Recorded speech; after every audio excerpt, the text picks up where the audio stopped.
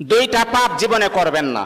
দুইটা এমন পাপ রয়েছে জীবনে করার চেষ্টা করবেন, আজকে থেকে আপনারা প্রমিস করবেন এই দুইটা পাপ আমরা কখনো করব না।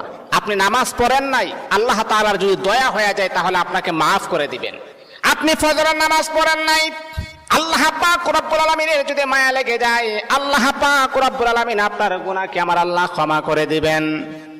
আপনি যদি নফল নামাজ ইবাদত বন্দেগী কম করেন, আমার আল্লাহ কিন্তু আপনাকে মাফ করে দিবেন।